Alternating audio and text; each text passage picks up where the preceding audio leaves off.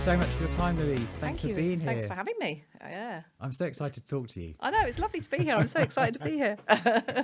I mean, you're a world champion. I know. A world champion. How bonkers is that? At my age, I know. You're a world champion. It's crazy. I've loved it, though. Absolutely loved it. This year has been like the biggest roller coaster and the biggest learning curve as well, because obviously having never done competitive powerlifting before, you know, I've done a bit in the gym with, in fact, it was James, bless him, who got me into it. James Rush. The lovely James Rush, yeah. And his idea, I think just before Christmas last year, it was about 2 or 3 weeks before Christmas last year, he entered a few of us from the gym into a novice powerlifting comp, just in one of the gyms over at Wokingham, I think it was, just to see whether we liked it, how we got on, you know, just to give us a taster of it. And you didn't have to belong to a federation, and you didn't have to have all the gear that you're supposed to have. So it was just a completely novice one, and you could just have a go. And I'd literally been ill up until the day before doing that. I'd had that nasty sort of coldy flu virus that was doing the rounds last year. And I said to him the day before, oh, I'm not sure if I'm going to do it. He said, well, just go, do what you can. You know, if you don't feel you want to do it, just at least you're there and you can cheer on the other guys. And I did it, and I came third.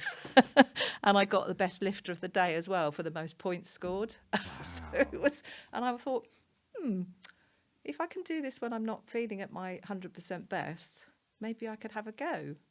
So then I talked to a lovely friend of mine called Katie, who does it already, and bless her, she took me out for a coffee and gave me I've just literally grilled her about, you know, what's involved, what do I have to do, and she was saying about you have to join a federation. So I joined the British Powerlifting Union, because obviously you lift in different federations. So I joined that one because that was the one she sort of recommended, and she's with as well. And then I did my first qualifier in the April of this year. It seems like months ago now. It seems like a year ago now, but it was only in April this year. So I did my qualifier, which was so you do a regional qualifier, and you have to hit a certain total lifted to qualify you for the British National Championships. So I did that, and I came first in my class. Wow. And hit the total, obviously. And then I did the British Nationals in July, which was in Manchester, and came first in my class. And if you place top 3 at the British Nationals, it qualifies you to compete at the World Championships, and which happened to be in Manchester this year. And actually, I think if they'd been anywhere else, I think I might have chickened out, because I would have thought, oh, I'm not good enough to spend all that money on an airfare to Florida or somewhere like that. That's quite often where they have them. Next year it's in Louisiana, so I'm saving up now. And so because it was in Manchester, I thought, oh, yeah, okay, do you know what? I've qualified. I've got to do it. I'm a great believer in, if life gives you an opportunity, grab it with both hands. If it doesn't work out, it doesn't work out. It worked out because I got the gold. You sound so almost like you're totally surprised and still in shock. I was a little bit. We were talking about it earlier, weren't we? I was just saying about this imposter syndrome, and this lovely friend Katie, who's already done powerlifting and is a champion herself and has records and things. She said, you've got the worst case of imposter syndrome I've ever got. And I said, well, what do you mean? She said, because you don't think you're good enough. You don't think you should be there. And I did. I was at the British Nationals looking at all these brilliant, amazing people lifting all these fantastic weights and thinking, gosh, I can't believe I'm here really, with competing on the same level as these people. And there I was. Did you ever even think you would do something like competing? No, never, because again, I think going slightly back further, maybe, I think I said to you, I was never sporty at school. I never had time because I had a young family and running a business when I was in my 20s and 30s, all that stuff. You know, I never went to a gym. I didn't even set foot in a gym till I was in my 40s. So you had no real interest necessarily in fitness? Or, not really. Because I suppose back then in school, there's football and rugby and beat yourself. So I think you're saying, doing netball and stuff. Yes, because me being the age that I am, and also I went to a girls' school, which slightly condensed what the choices were of sport. I did sport because I had to do it, sort of thing, and it was just a way to get out of class, really. So I used to do netball and gymnastics, you know, and all the girly stuff, the very rounders, traditional girly stuff. and then I did horse riding, you know, because that was which I did. I like horse riding, but again, I've never particularly excelled at it. I was all right. Everything I've ever seemed to have done. This is why I sound so surprised. I think everything I've always had a go at, and I am a great one for having a go at anything. I will give anything a go if I can. The only thing I won't do is jump out of an aeroplane. Never in a million years. But I will always have a go at something if there's the opportunity to do it, because I think what can go wrong, possibly, apart from when you jump out of an aeroplane, but that's another story. I've done that, by the way. And it's have amazing. you? Oh my God. I know. Yeah. I really, I did sort of tandem. feel I should, but I honestly, just the thought of it just makes me. just on a quick tangent there, but Yeah. when I did it, it was nothing like I expected, because I was totally calm, and I think it's to the people that took me up, and it was just a very that's calm probably- experience, and I was doing it tandem. And then they just push you through, and then it is incredible. So, and actually now I believe that's the next thing you need to do. That's probably, I was going to say, I probably need to, because I do like to push myself out of my comfort zone a bit, but I probably need to do that now, to do like right out of my comfort zone. I mean, it's incredible. If Yeah. you do it tandem and you're comfortable with the people. Yeah, that would be an idea. Yeah, maybe next year. Maybe. Well, I'll chat to you again when you've done it. Yeah, you brilliant. Can tell me how you conquered that fear. Yeah. But so you say you weren't necessarily interested in these things. So what got you into training, or how So did it start happening? again, I think I joined a gym. I think I was about 43 when I first joined a gym, and I joined Fitness First, you know, because I live near Fitness First, so it was around the corner. I started doing the classes, which were all right, but I don't know. I just didn't really get much from them, really. And the reason I joined initially is because, again, being a woman of a certain age, in your 40s, all my life I've been quite slim and been able to eat what I wanted and all the usual thing, and was eating a bit rubbish probably. And I just felt really, I almost had a light bulb moment one day. I sort of got up and thought, I feel really unfit and a little bit overweight. I was a little bit overweight, and I just thought, I'm going to do something about this. So I started going to classes and things, and then I think I was doing that for about 4 months. And I was moaning to one of the coaches at the gym at the time, that particular one, about how I didn't seem to be losing weight and I didn't seem to be getting anywhere. And he said, well, have you tried maybe doing a few sessions with a PT, because they'll be able to help you with specific exercises. And also I'd had a bad back. I'd slipped a disc when I was in my 20s. Right. Lifting my son out of his car seat, would you believe? Easily done. So I was always very worried about my back. I think probably not confident enough to do certain things, because I wasn't sure if it would hurt me more or I'd damage myself, you know. So having a professional, you know, somebody who knows what they're talking about, guiding you through stuff and then getting you to a certain level. So I went through a couple of PTs at Fitness First, and then What do you think was the immediate difference that you noticed with those, whether it was immediate or not, but the difference with going to classes and then starting to train with a PT and having more of a structural professional yes, approach? I was just going to say definitely structure, and definitely because I can actually be quite lazy, believe it or not. I am quite a sort of doer, but actually there are times when I just can't be bothered to get off the sofa, and I just want to so maybe watch it's Netflix. You know?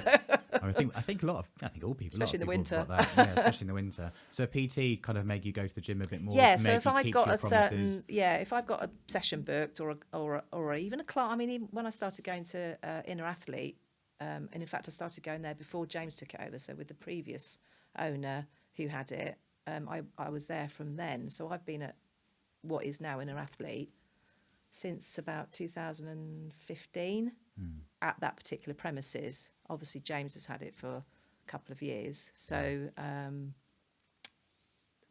but I also trained with him at the other gym first. Oh, so I knew him already. Is that where you found James? Yeah, well, I also knew him from Fitness First, actually, because he was there for a little while. He was, yeah. But I didn't really know him that well. You know, it was just all, you know, as you see some people as they go past and you know who they are. And so when I started doing some sessions with him, and then obviously all the COVID stuff happened and all the lockdowns and everything. But then as soon as he was back and up and I'm running, I carried on basically. So that was because I used to do the strongman stuff. How did you get into that? Because there must have been a recommendation. Yes. So what happened is when I went to the gym that is now Inner Athlete in its previous whatever the word is, not incantation. Anyway, as it was. One of the guys who used to be there was a strength and conditioning coach, and there was a few of us girls who'd done a bit of lifting, and he said, what do you think about doing a bit of strongman stuff? He said, I've got a log and a tyre for tyre flipping. And again, because it's fun, it's a bit more, all the boot camps and everything, they're all good fun, and they are fun, but it's always good to have a go at something different. I love flipping a tyre. The tyre is bigger than me, because I'm only 5'3". This great big tyre that James has got at the gym, which is like 160 kilos or something, I can flip that. The first time I ever did it, it took me ages and ages and ages to do it. But the first time I did it, it was like the biggest achievement ever that I'd actually managed to do this. And it sounds like you're getting so much more satisfaction than that type of training than necessarily doing the classes. Yeah, yes. I think for me, again, everybody's different. I do enjoy doing a class every now and then. They're fun because you've got the group and the camaraderie and everybody's there and you all sort of, have a bit of a laugh. And James and Jess's classes are great because they cater for every level as well. So, you can do as much or as little as you want, which everybody's included there. This is what I love about that gym. It's just, it's like a family. Really is. I speak volumes for James and amazing. That gym. It's probably the best gym I've ever been to. And I was so fortunate to have found it, actually. And yeah, definitely. Me too. Yeah. And I just so much respect for James. Yeah. I didn't know a lot about James before I started going to that gym. And of course, he came onto the podcast before. Yeah. And I didn't realise at the time that James had coached so many people that have turned into world champions. I know. I mean, obviously Tatiana as well was the previous interview. Yeah, And now, of course, yourself. I'm just astonished. The more I learn, because James is quite unassuming. Yes. And I wouldn't have known about those things. He's very good at what he does. I didn't even know when I was interviewing James, because I didn't even know to ask those questions necessarily about some of the coaching. But it's only since. But he's great because, like Monday, for instance, I'm sort of peaking, as they call it at the moment. So when you do powerlifting, of course, you tend to. I've actually got a competition on the 4th of December, which is actually the regional qualifier for next year. I actually entered that in June last year because they sell out really fast. Before I'd actually even done the British Nationals and before I'd even done the Worlds. And I didn't realise that because I came first in British Nationals and first in Worlds, I don't actually have to qualify, wow. Which is great and a lovely position to be in. But actually that doesn't work for me because I need something to work towards. The fact that I've got a competition on the 4th of December. It's only in Alton, so it's not far to go. So it gives you platform time, which is good experience because one of the things about powerlifting is, I think, and the reason I quite like it is it's quite technical. So there's quite a lot of rules and things, of course, about, you have to reach a certain depth when you squat. You've got 3 referees, you've got one either side and one in front of you. And you get 3 white lights, basically. So all the referees have got a button to press a button. If you get 3 white lights, it's a good lift. If you get 2 white lights and a red, it's still a good lift. But if you get more than 2 red lights, no lift. So you don't get it. So it doesn't count towards your score.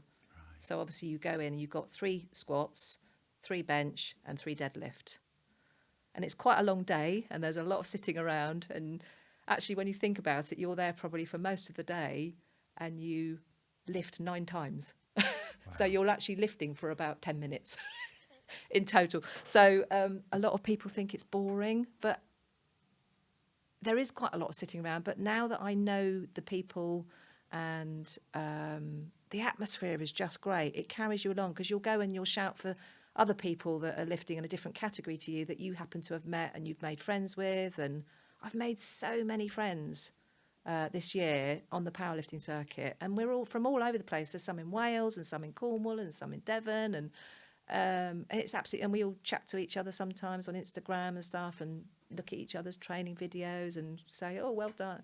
I did one on Monday. I did quite a heavy session on Monday because I'm working up to a sort of a peak now, and I actually failed my first squat, my heavy squat. And I know why I did it. And James sort of said, all right, in his inimitable way, he does, all right, what happened there then? I went, I think I know what happened. And then sometimes he'll say, don't do it again, because he'll know that I've probably got to that point of fatigue where I probably shouldn't do it again. But I said, can I do it again? Because I think I can get it next time. He went, yeah, have a go. Wait for 5 minutes now. Because he knows that's what I was. So I've sort of gone around a little bit of a circle there of how to get back to having a good coach and how important that is when they know you and how you work. He also knows how my mind works. I get inside my head too much sometimes. Well, what is it about James that sets him apart then to other trainers? What is it that he either does differently or better, or he's done for you? He's a very driven person himself, I think, I would say. And I don't think he would, that would be an unfair comment. I think he's very driven, which we probably can guess from setting up the gym and everything during a pandemic. So and having a baby. And having a baby and moving house and getting married and all the other things. Yeah. So fair play. But he also cares, you know. The next day, the next morning after I'd done that session, he messaged me and said, good session yesterday. Well done on getting the 125. Same again next week. And he does very short work, very few words, but it will go. And also the other thing with James, and I don't think he'll mind me saying this either, is he doesn't give out praise very often. So when he does, you know you've done well. He's not gushing and great, you know, fantastic, awesome. Blah, blah, blah. He doesn't do all that. But if he slaps you on the back and goes, good job, mate, you know you've done well. Yeah. So that sometimes, you know, just a couple of words is all it takes. And he will always send me a little message going, well done yesterday, or what happened yesterday, not such a good session, let's make it a better one next week. And he just keeps you up. So it's the technical capability, of course, along with definitely the motivation, helping with consistency. Yeah. Just that little bit of care, like you said, he genuinely cares about you. It's definitely, and he wants you to succeed. I think that's the thing as well. Obviously you want you know 90% is what you put into it, but obviously also the other bit is, you know, having somebody helping you out with what you need to do. Yeah. You know, and telling you where you've gone wrong, and also he knows that. I think the other thing I've learned through doing this is, I think this is probably an age thing as well, as in wisdom comes with age sort of thing, is I now know whether to push myself or not, because I've learned through doing this certain niggles and things, because of course I've got niggles like a lot of people that lift heavy, and also being a little bit older. It takes me a little bit longer to recover now. I think the old... the days of last week, for instance, I had to condense a couple of days training. I normally do a Monday and then a Thursday and then a Saturday of my 3 heavy sessions. Right. So I have at least a day in between to rest. Last week, for whatever reason, I had to condense Wednesday and Thursday, one day after the other. And my Thursday session was rubbish. I was not able to squat anywhere near, because it just felt because when you're just not feeling it, when you unrack it, it just feels so heavy on your back, and that messes with your head then. And then you think, oh, I'm not going to do this. And sometimes you have to really talk yourself into doing it, so to speak, which is where the head thing comes in. A lot of it is about stop being silly and just get on with it, sort of thing. How much of doing what you do is in the mind compared to the body? Quite a lot of it, I think, because...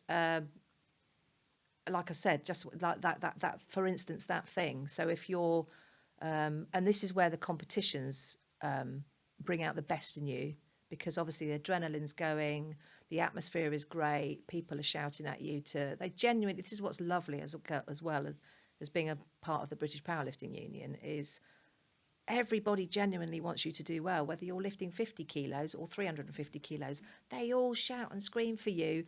And they're all going, go on, up, get it up, you know. And when you do, they're so happy for you, because they know that each achievement that each person does is individual to them. And it's probably, and also when you're in the comp, of course, it takes you along. So sometimes if you're in the gym training, I guess, maybe you don't quite get that atmosphere, obviously. And I mean, you can Monday night, for instance, when I did this squat and I failed the first one, when you go to powerlifting competitions, you see a lot of people with headphones on getting into music, and they play like really loud, heavy metal music, which I personally hate, but it doesn't inspire me. House music and classic trance and stuff like that, that's the music I like. That's what inspires me. So whatever gets you going. So I stuck my headphones in for 5 minutes, listened to some really hard trance anthems on my phone, went back and then smashed it again, the same weight that I just failed 5 minutes ago. So whatever motivates you, you need to find that and channel it, basically. Either have a word with yourself and just go, stop being so stupid and you can do this. Why can't you do it? Or have a listen to some music that inspires you, maybe, or... Well, I'm all about the music. Yes, So, definitely. yeah, I'm religious about the music constantly, which could be trance, it could be house, could be techno, it's whatever. But I love it. It's just constant, yeah. And I think that for me, that's the best thing to help you get through training. Definitely. So what I'm interested in, I'd want to get to the stage where we talk through the competition and how you felt on the day. But just leading up to that, for people that are listening, and you've gone from going to a few classes at Fitness First, and then you've sort of transitioned.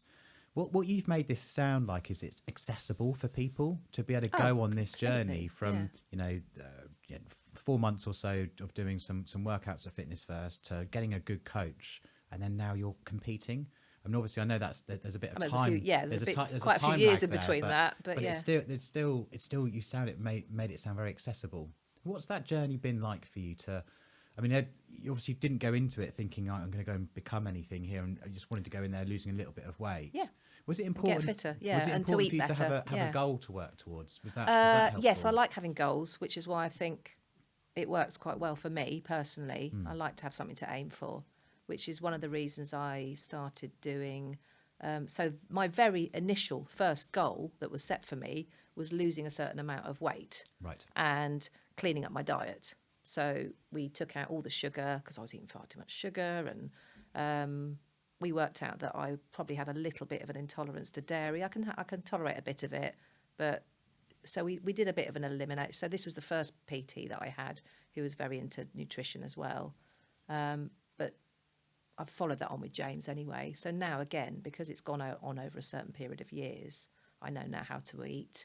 But I used to be frightened of eating too many carbs, for instance, because I thought carbs were the enemy. Back about 10 years ago, it was all about, the low carb diets and everything like that. Everything was and at paleo, the time, keto. that was that's exactly what I was doing. So at the time, that was the particular trainer I was with, and that's what.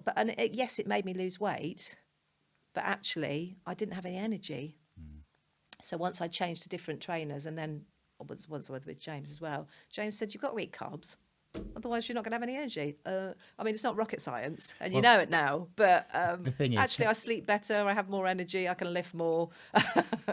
The thing is, 10 years ago, I just think that the research wasn't the same, and it No, wasn't there I think you're because right. People weren't able to simplify it and say it's just a calorie deficit you need to be in. Yeah. And I was doing paleo because I was going to CrossFit gyms back then. Yeah. And then up on the walls you'd see this is the paleo diet, this is what you're allowed to eat, and all that sort of stuff. And there was definitely no carbs in sight.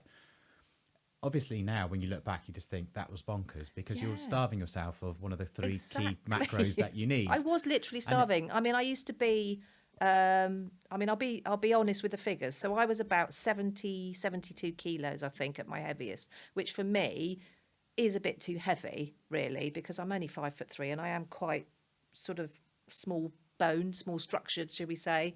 It didn't suit me, and it wasn't just about the weight. I just didn't feel healthy, and I didn't feel fit. And this was when I was about 43-ish, I think. And my goal that trainer set me was to lose a certain amount of weight because I was going on a special holiday that I'd booked. And he said, so I think that was April we started. By June the 10th or whatever it was, he said, lose 6 kilos.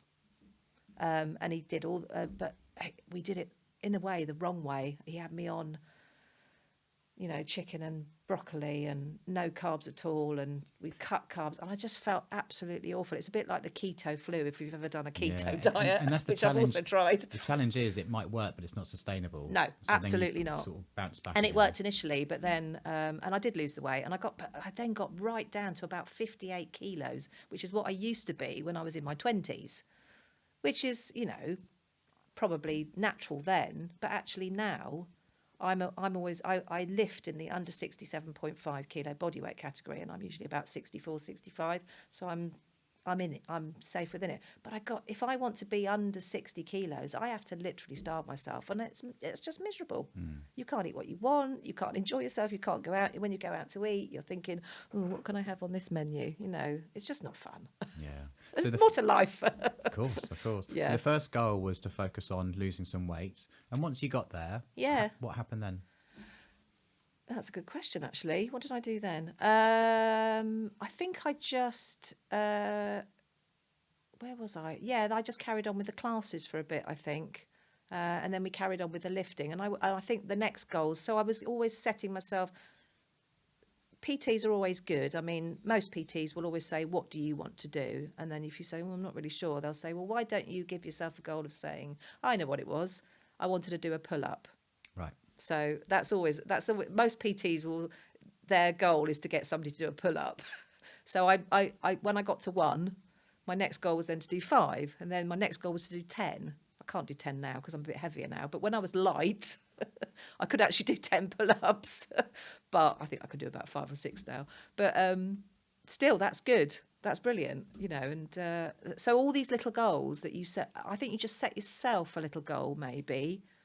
And also my experience now I've probably been through about 5 PTs, different ones. They've either moved on or I've changed to a different gym or whatever.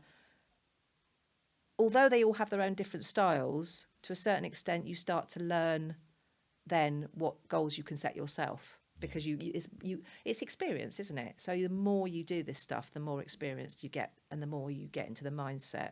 I always used to not know what exercises to do, what warm-ups I needed to do for certain muscle groups and things, but I've begun to learn that as well through I know that if I'm doing deadlifts, for instance, I need to warm up my back, I need to warm up my glutes, I need to warm up my quads.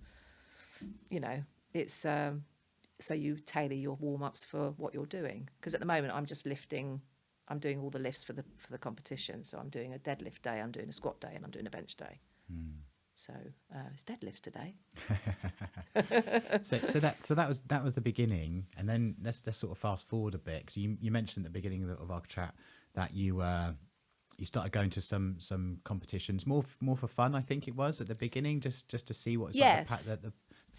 Was that the strongman competitions? Yeah. So I started doing that because James has got again that gym is very geared. No, it isn't fully geared, but there is a lot of because he has an interest in strongman himself. I think because he's competed as well.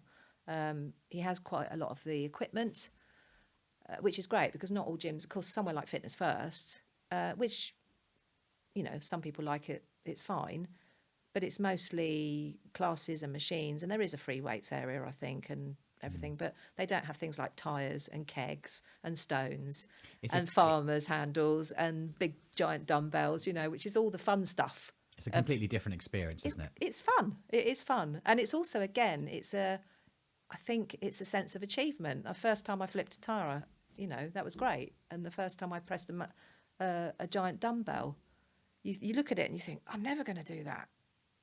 But then you go, yes, I am. This is the thing. It's all about, I've always been quite a positive person, I think, anyway. I generally am a glass half full optimist. So I don't do negativity. And James will tell you this. I do moan a little bit. I am a bit of a moaner and I put my hands up. But if I moan about something, I will then do something to sort it out. I don't just moan and then do nothing about it. So I was moaning about being overweight and unfit. I did something about it. I was moaning that I couldn't lift a certain weight. I did something about it. I think it's all about, it's definitely taught me more self-discipline, I think, as well. And sometimes you don't have motivation, and you just, as we said, you sit at home and you think, I've got to go to the gym. But actually, as long as I get off my bottom and get into the gym and then start lifting, because of all the people that are there, because they're brilliant, the atmosphere is great, and then just lifting weights, I think just the endorphins it gives you, and it's like I could bang onto it for hours. It's like it's like my new religion almost. I love going to the gym, and everybody who rings me go, "Where are you on Thursday at 5 o'clock?" And I go, "Oh, I've got if it's somebody who doesn't know me, I go, I've got an appointment at 5 o'clock. Sorry, I can't make that time, because the appointment is with me. It's with myself. It's at the gym. It's 5 o'clock for 2 hours. That's where I'm going to be lifting weights." So it's amazing how you've been able to just fall in love with something that, if you think about all those years ago, this wasn't something you even really knew about. But then, do you know what? It's funny you say that. Fall in love with it. Yeah, because I remember my husband once saying something to me, and he probably won't mind me saying this either. He's always been into motorbikes, motocross. When I first met him, when I was 19 and he was 21, he used to do motocross. So I spent years and years. This is why I never had time for me. I had a young family. So my husband and then my son got into it as well. So for years, I was either a motocross widow, or actually, if I wanted to see them at all, I used to go to motocross meetings and watch. I used to stand in a muddy field watching people go round and round and round on motorbikes for a lot of my life. And it was great, but I never had time to actually do anything else for myself, which is why I've loved finding this now. And I always remember my husband saying to me once, "Well, you don't really have a hobby, do you? You don't really have any passion or enthusiasm for anything." He said, "You don't really enjoy watching me." I said, "Well, I do enjoy watching. I don't enjoy motocross per se. I wouldn't watch it on television, but I enjoy watching you because you're participating in it." This was not the argument we had, but we were having a sort of a chat about it. And actually, that resonated with me. Even now, I think back to that. That was years ago. It was probably 20 years ago. And I can remember him saying, "You don't really have a hobby, do you?" And now I think I have slightly more than a hobby. It is a hobby, but it's also a passion. Because I also watch strongman on television, and I watch all the weightlifting on television as well now. So I'm actually now interested in it. So changed your life. I love it. Yeah, I love it. And I love the fact that I'm able to do it now as well. So, which is what we were saying about the girls. Do whatever you like, you know. I love the fact I've got a 2-year-old granddaughter. I love the fact that if she wants to play football or rugby or lift weights, I'm going to have her in the gym. Beth, if you're listening, I'm going to have Phoebe in the gym when she's old enough. I love the fact that she has the opportunity now to do all this stuff. Whereas when I was younger and at school and stuff, it wasn't really the done thing for girls to play football or rugby or lift weights. Well, being a grandmother and now being a world champion, I mean, there's nothing more that could inspire your family. Absolutely. I love it. And my family came up to watch me in Manchester. My husband came with me. My poor long-suffering husband. It's almost delicious payback. So I said to him, "Look," he said, "Oh, Manchester, it's a long way. How long have you got me up there?" I said, 3 days. So he said, "Oh, okay." Did you remind him of all the motocross days? Exactly. I went, and go, "Come on. Hold on a minute, love. Just think of all the years that I've stood in a muddy field, freezing myself to death, watching you going round and round on a motocross bike, and then making you bacon sandwiches to keep you going in the caravan in between races." It was fun though. I did enjoy it in a way. So let's talk about Manchester. So Yes. you said it's over 3 days. So what's the sort of structure of it? How does it work? You lift on a certain day. So you lift within your weight category, and you lift in something called a flight. Okay. So a flight is the group that you lift in. So for instance, at the Worlds, I was lifting on the Friday, but you have to also weigh in 24 hours before for an international championship. So okay. And that tells you where you're going to be positioned and who you're going to be competing with potentially, is it? Or potentially. So I think I mentioned I lift in the under 67.5 kilo body weight category and Masters 4, which is my age group, which is 55 to 59. But depending on how many people are there. So I was actually entered. So on the Friday, there was about 15 of us in my flight, but it was all the women that were under 67.5. So I was also lifting in the group of 20-year-olds, right the way up to about 60-year-olds. Right. But we all just happened to weigh the same. but we don't then compete against each other. So there was 3 other Masters 4.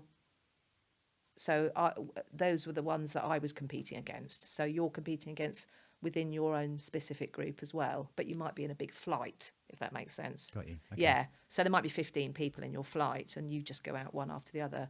And depending on what weights you've put as your nominated weight, so you start off with what we call an opener, and your opener, you should choose something that you know you're going to do easily. So when you've warmed up beforehand, work yourself up to what you think you can do on a good day in the gym. You might be able to do, say, obviously at least 1, preferably 2 or 3 at that weight. Right. So you do an easy-ish opener, because if you don't get the first one, which I didn't because of nerves, but that's another story, you've at least got 1 in the bag then. So if you bob out on the other 2, because the other problem is you open with your 3 squats. If you fail all your 3 squats, you then can't progress in the competition. You don't go on to bench or deadlift. That's it. Right. Game over. So you need to get 1 in the bag. So you start off with squats, and then you choose a weight. And are you talking like a 1 rep max? Yeah. So you do 1 rep. Right. So this is what it almost sounds a bit boring, but so you do your first weight. For instance, I did at Worlds. I opened at 110. And before you start going, you've normally got in your head, you've worked out either with your coach, or you've thought to yourself, how am I feeling on the day? How your warm-up's gone. And you have until about 10 minutes before you start lifting to change your opening weight. So if you feel that you're not going to do it because for whatever reason you don't feel strong enough, you can put it down. But if you fail your first weight, you can't put it down. You have to either do that weight again, or you have to put it up. Oh, so that's why it's really important to get your first weight right. So for instance, I did 110 squat, and I was really, really nervous.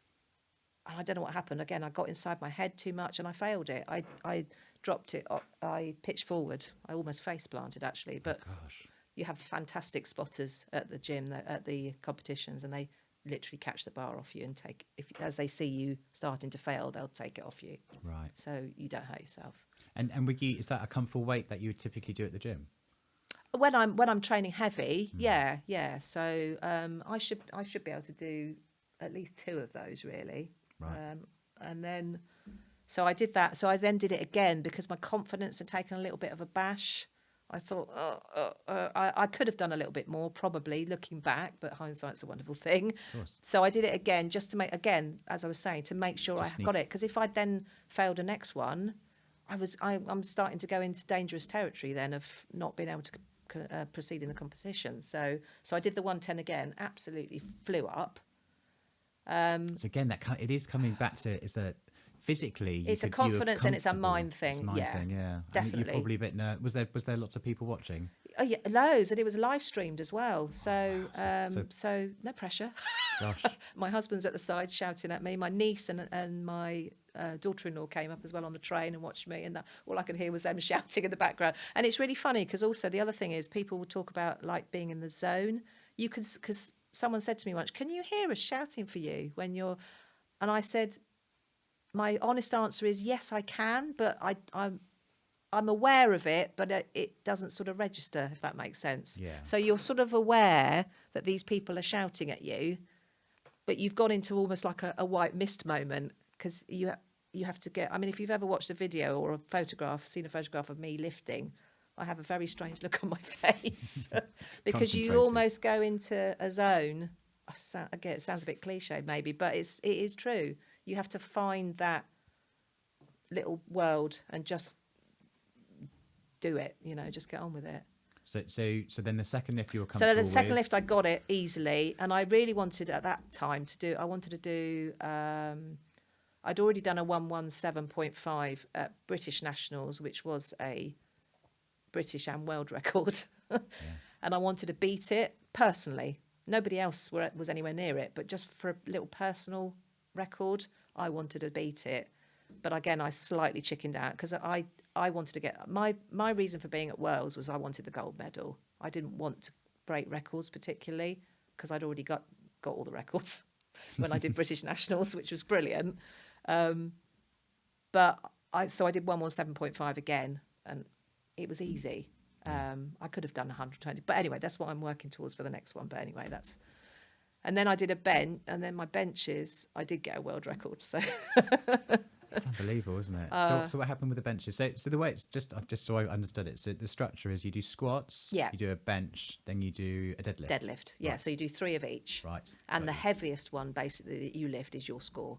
And then the 3 scores added together at the end is your total. Got you. So I did a 117.5 squat.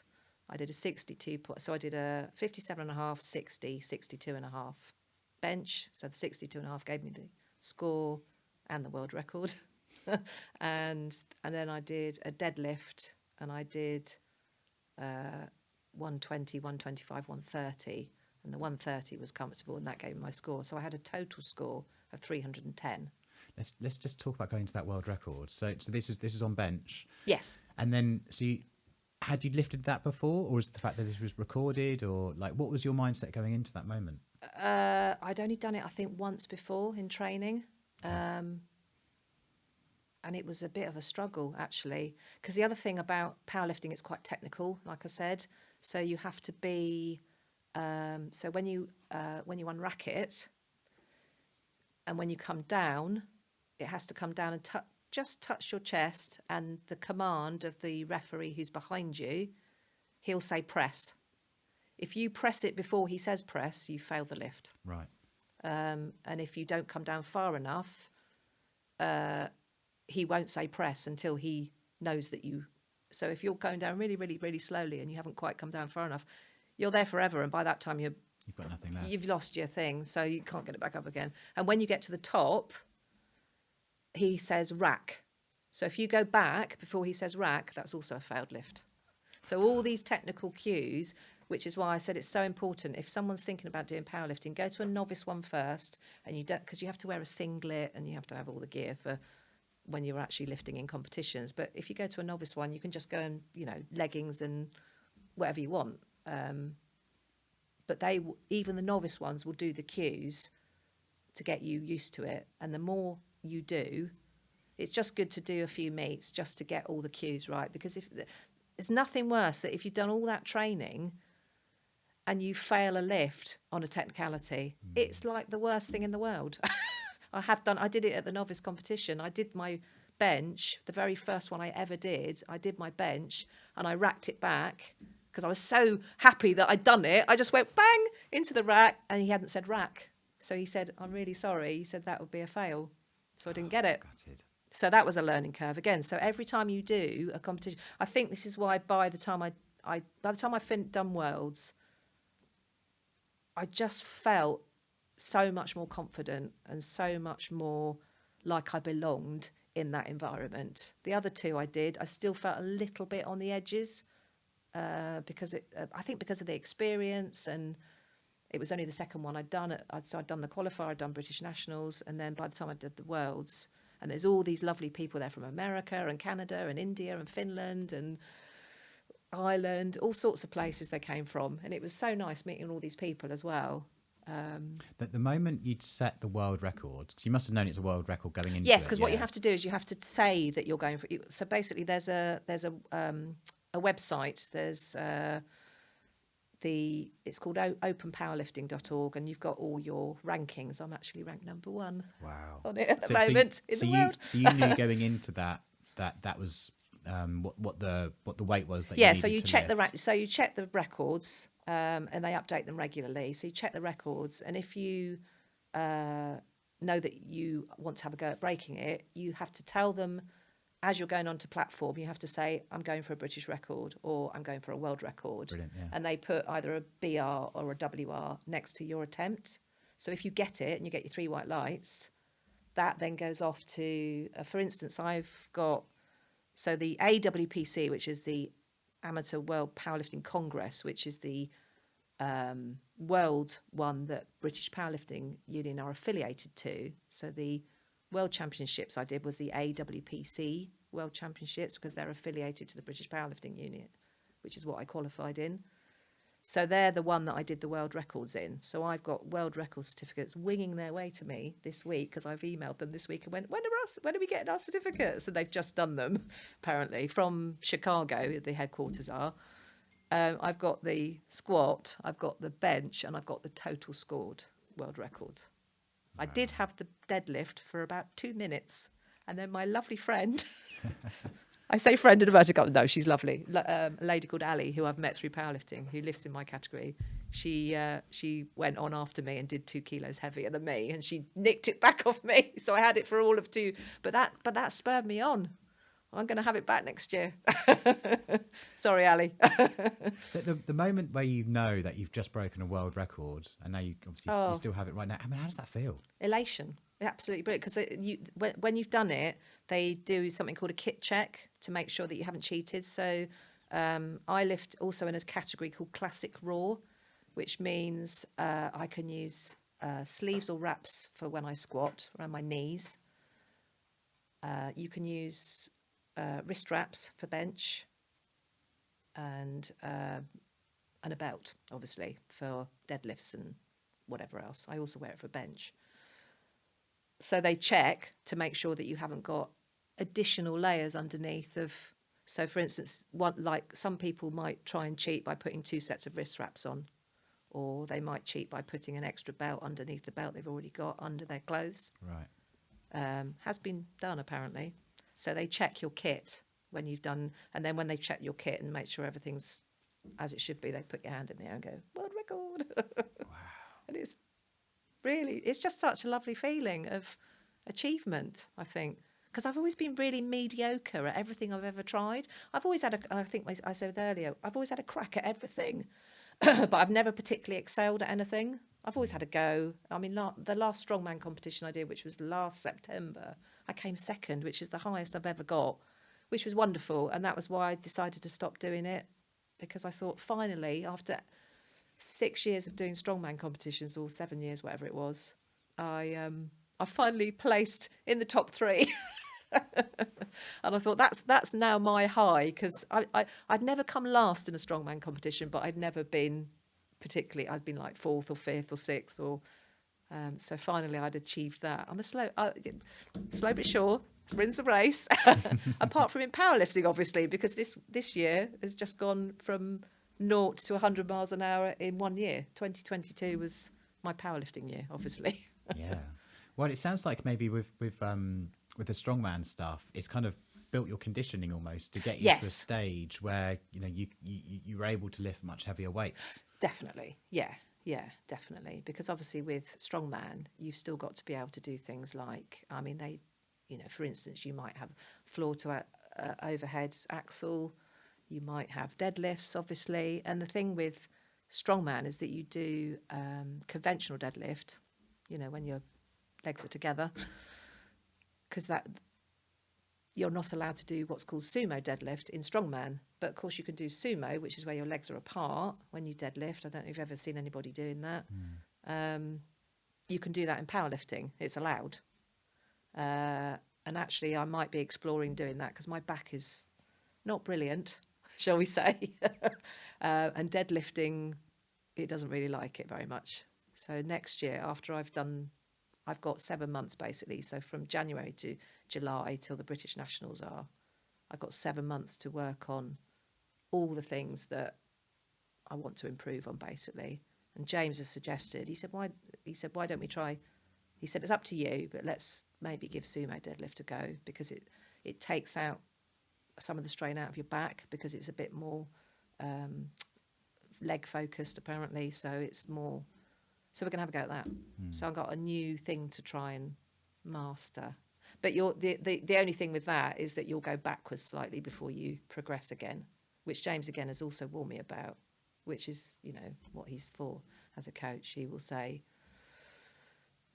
don't be expecting to lift 130 kilos straight away on a sumo. You might drop right back down to 100, and then you'll work your way up again, because it's a different technique again. Right. So you've got to work your body, and it's all partly about the central nervous system adapting as well, and being a little bit older takes a little bit longer for mine to adapt. But it's like I had a little note here. I worked out when I did worlds that I'd lifted over 1,000 kilos over 10 lifts. Because my world record attempt was what's called a fourth attempt, which doesn't count towards your score, but I already knew I had the gold at that point. So, all right, so you'd already knew that you'd won. I already knew I'd won by quite a big margin. So I got 310, and the second place person who got silver got 285. Right. So I'd really won, which is great. But yeah, so I worked out I'd lifted over 1,000 kilos over about 4 hours. And that didn't include the warm-ups either. So in the warm-ups, you're lifting. But for about so that was a Friday. So the Saturday, I woke up with a stinking cold because I think my body just gone, ugh. And actually, I felt great for about, I think it was Saturday, Sunday, Monday. And then literally on the third day, it was like I'd been hit by a truck. I just wanted to sleep. I think I went to bed and I slept for 10 hours during the day. Totally I think exhausted. It was a Tuesday. I just went to bed, absolutely shattered, because I think all the adrenaline had worn off and my body just gone, do you know what? You just need to sleep and rest now and eat pizza, which I love. It's incredible. It's incredible hearing your story, especially because this wasn't something you set out to necessarily do initially. You were going to the gym to lose a bit of weight, then you wanted to get into a bit more strength training because you started enjoying it. And it's interesting to see just how things incrementally built and then to becoming a world champion and then to setting world records. Exactly. And what's your message to other people that are thinking about whether it's training or something else? But I think, you know, just going off and trying things and... Yeah, definitely try. I mean, I come across as a very confident person, but actually sometimes I'm really not. I like anybody, I think, but I do suffer with a little bit of a self-confidence thing occasionally. Like a self-esteem. That maybe because again, this thing of not feeling like I'm quite good enough because I've always been a little bit mediocre at everything I've ever done. But again, I think maybe it's the age thing. As I get older, you start to think. I used to always worry about what other people thought of me and what they were. Actually, I don't really care now because I am me. You either like me or you don't, or and it's a little bit. And I think that's definitely an age thing. You come across very confident. Because I think going to the gym and achieving these things and lifting these weights has also given me that. Definitely, I feel a little bit different this year because.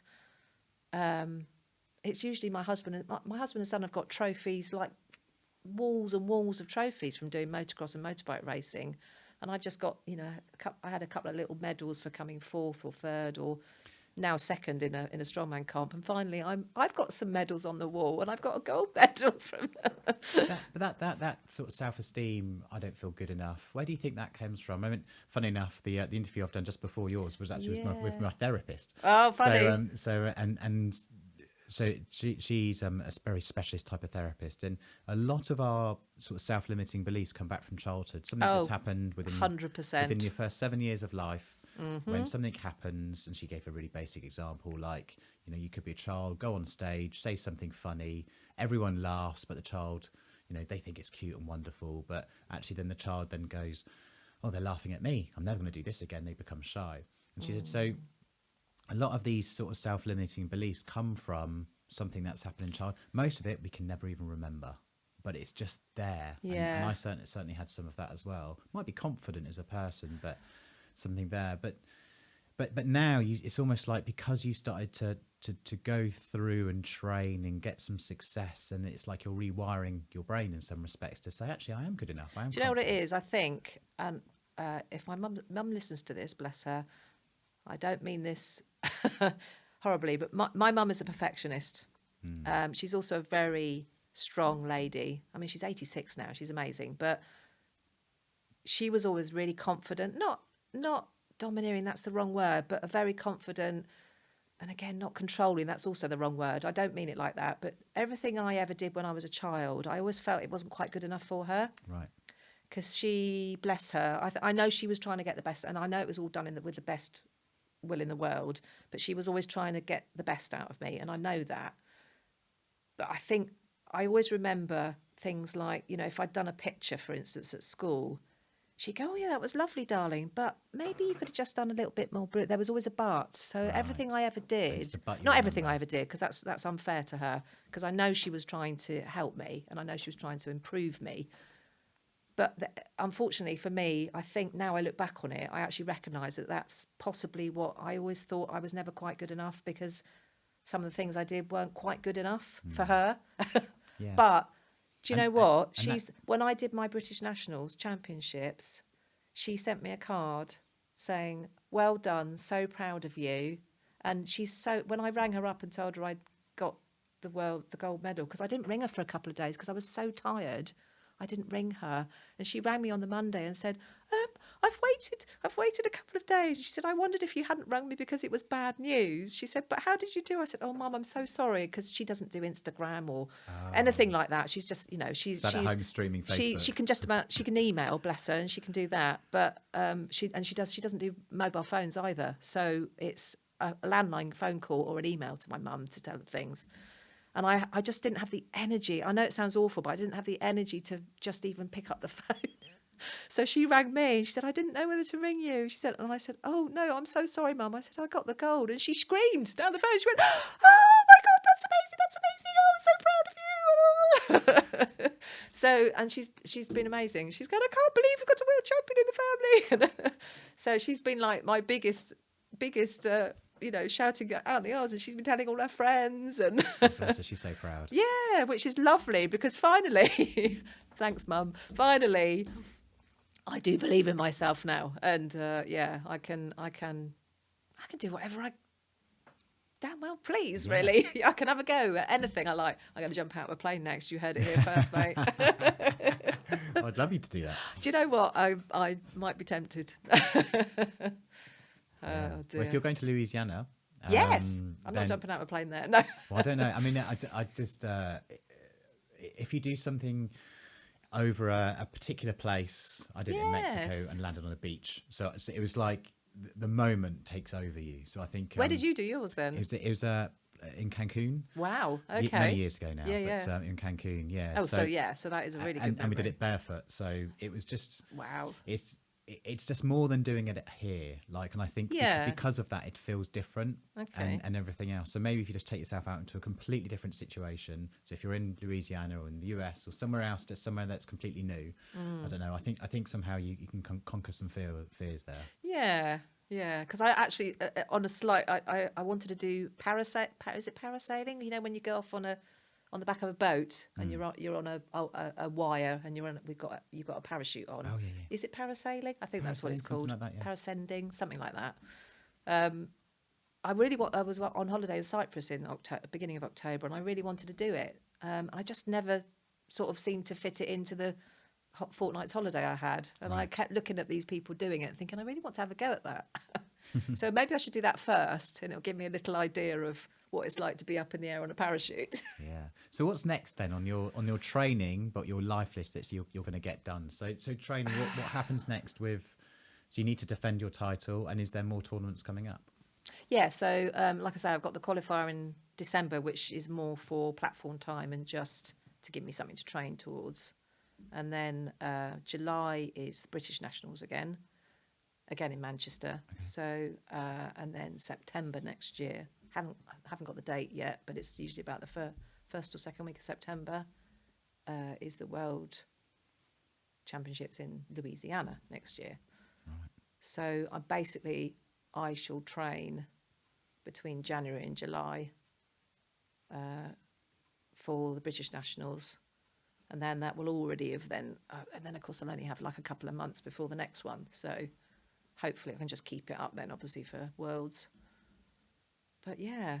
Are you pretty much committed to this for the foreseeable future? I am going to do it for as long as my body allows me to. Yeah. I mean, I have to have sports massages twice a month because I am a little bit broken otherwise. I also go to a chiropractor once a month. And her technical term for me, it's quite funny. The last time I saw her, she went, you're in a bit of a pickle, aren't you? And I said, is that your technical term? She went, it is for you. I've usually got something going on neck. In fact, my neck isn't great. There's a certain disc right at the top of my neck that's a little bit iffy, apparently. So she actually said to me a little while ago, don't squat high bar on your neck. And actually, when you're doing powerlifting, you squat low bar, which is where it's further down on your traps, as opposed to, it doesn't sit across your neck and your shoulders, it sits further down, which is why you see powerlifters leaning right forward normally, because the bar is lower on their back. And also you can make a shelf when you retract your scapular back, you know, your traps or whatever, you've got a shelf then for your bar to sit on, which is what, if you lose the tension, that's when it slips off your back. So all these cues, it's all about setting up. So it's all the cues about setting up. So you get under the bar and you can sort of wiggle it. I do a funny little thing where I sort of do a little bit of a wiggle, right? Because you can sort of almost grind the bar into your back, and then you have to sort of screw the bar with your hands, almost as if you're screwing it in tight. It's all just lots of little things. And again, these are all the things that you learn and you get experience of as you're going through and you're doing it. So your coach will tell you. I also watch a lot of videos, of course, about powerlifting and tutorials and things like that. I've become a bit of a sponge. I sort of look up all the stuff about some people will give you a tip that might work for you and it might not. So give it a go if it doesn't work, because everybody's anatomy is different, of course. So how your shoulders retract and things like that, it will affect how you lift as well. And any advice that you give to other people who'd like to achieve something similar to yourself? Have a go. I mean, like I said, I never set foot in a gym till I was about 43. I did my first strongman comp when I was 49. And I done my first powerlifting British and World Championships at the grand old age of 56. So, you know, it's never too late. Have a go. And what's the worst that can happen? You might not enjoy it. The thing is, I think the important thing is to enjoy it. Don't do it. And when you stop enjoying it, I think that's when you know you need to stop doing it, maybe. It's probably the same with anything, I guess.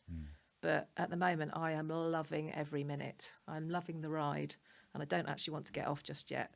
So as long as this old body will keep me going, and I'll keep it up. But it keeps me young as well. But because the other thing is, it gives you a young mindset, I think, because if I go shopping, I can take 3 shopping bags at a time out of the house, and which is bizarre, but just feeling strong is a great thing, because it keeps you fit and it keeps you healthy.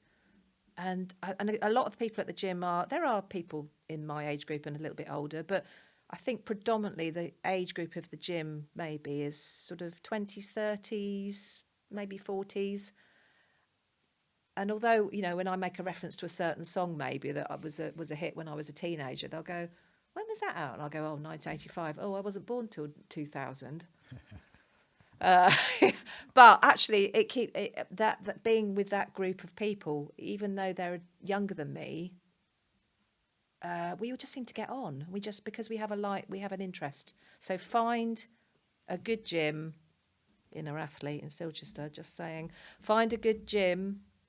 Find a good coach if you want to coach. Actually, if you want to do powerlifting or strongman or a particular sport, I would recommend, if you can afford it, have a coach, or even join a semi-private, because you can have semi-private PT sessions, which I think is up to 4 people. Right. So again, you'll get a program written for you, and they'll work out, you know, what works for you and what doesn't.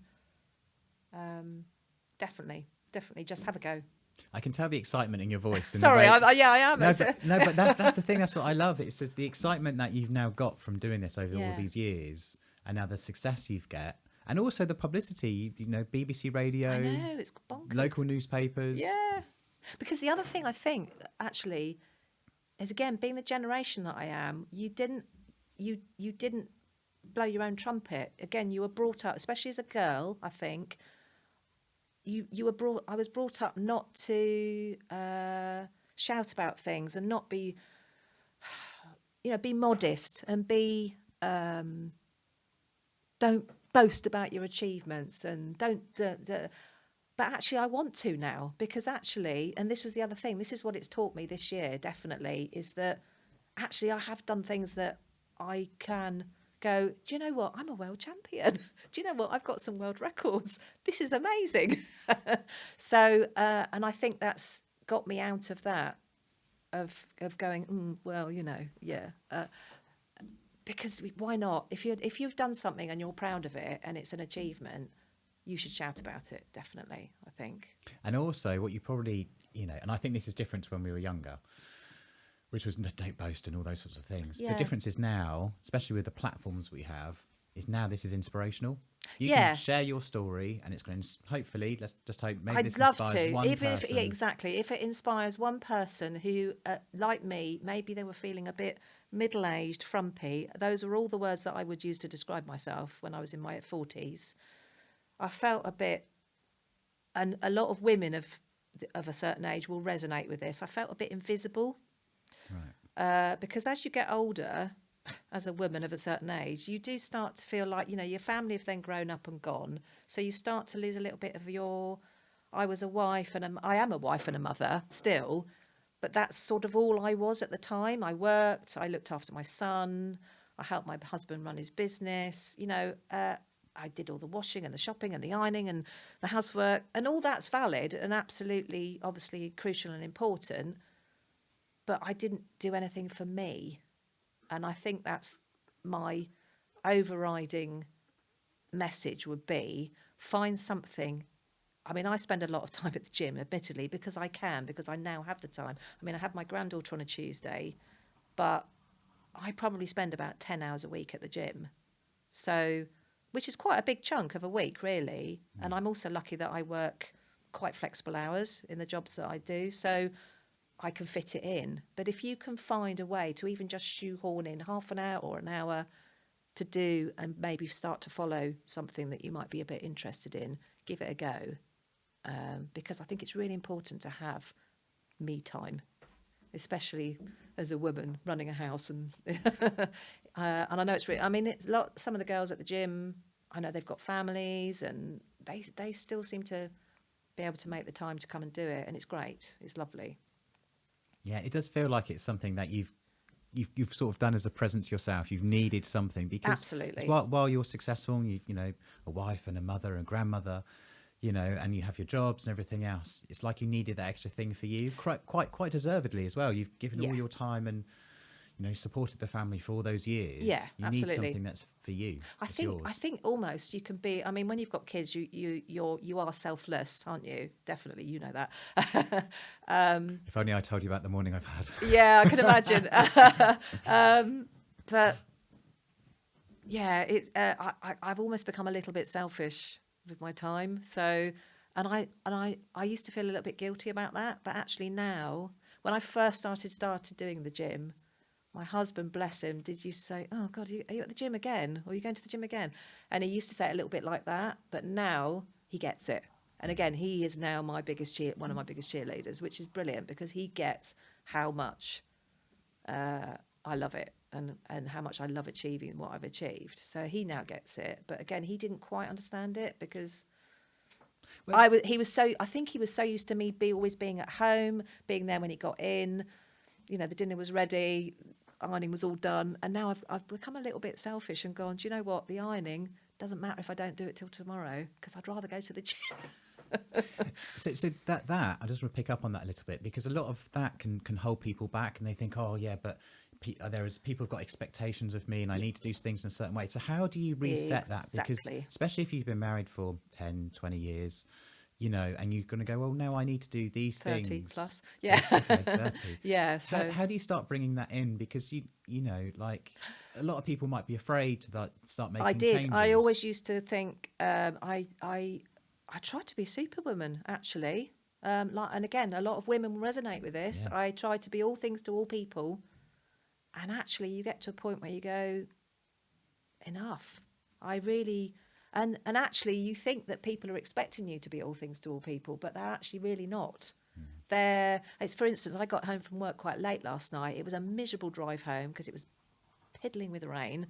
My eyes aren't great in the dark anyway, so I'm driving home like this, you know. I got in about 6:30, which is quite late for me to get in from work. I'm usually in by about 5:30. But for whatever reason, I stayed late to finish something off. My husband was already home, which is unusual because he's not usually home till 6:30, 7. But he'd got home earlier than me. And I'd forgotten completely in the morning to get anything out the freezer for dinner last night. And I said, oh, God, I haven't got anything for dinner. He went, don't worry about it. It's fine. He said, I'll find something. Which normally I would feel really bad. I did feel a little bit bad about that because we've got a garage business. So he does a long physical day working on cars and lorries. So I always feel that he's a big chap. He's 6'2" and he needs feeding up. But I ended up just having cheese and biscuits because that's what I fancied. And he ended up having, he did himself a bowl of chicken soup and a load of toast. And he said, that's fine. I said, okay, all right. He said, don't worry about it. I'll do it. Stop, go and sit down. Which again, normally a few years back, I'd have gone, no, I've got to cook a dinner. I've got to do this and I've got to get some. But maybe that's you putting that on yourself because you want to be Exactly. Superwoman. And I Exactly. think a lot of mothers and wives, they do put themselves in that situation. There is a lot of pressure, I think. And I think even more so now because when I was younger and growing up, of course, there wasn't social media and Facebook, I don't think I was even on Facebook till about 2007. So I don't think it existed really much before that. So we didn't have all that pressure. And you've got all these reality TV shows where they're following people doing all these wonderful, marvellous things, which actually probably aren't very real. But I think, unfortunately, people get a little bit swept up in that, thinking they can be all these things to all people. But again, I think I'll keep banging on about my age, but definitely as you get older, you do start to realise what is more important. And those are the people. I would much rather spend a day on a Tuesday when I've got my granddaughter. I don't do anything else. I concentrate on her. We go to playgroup, we go out for walks, we paint pictures. She's 2 next month, and I can't wait till she's nearly old enough to start making cakes with me. And that is I don't do anything else on a Tuesday.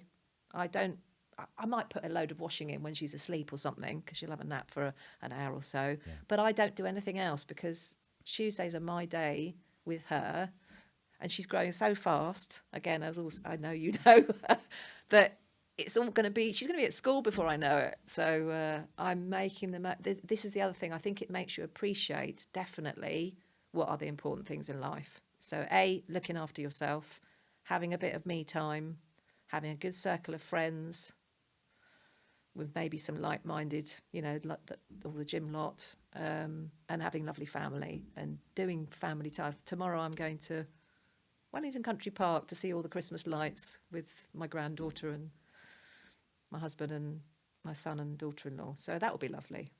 I think about wear my wellies. I think it might be a bit wet.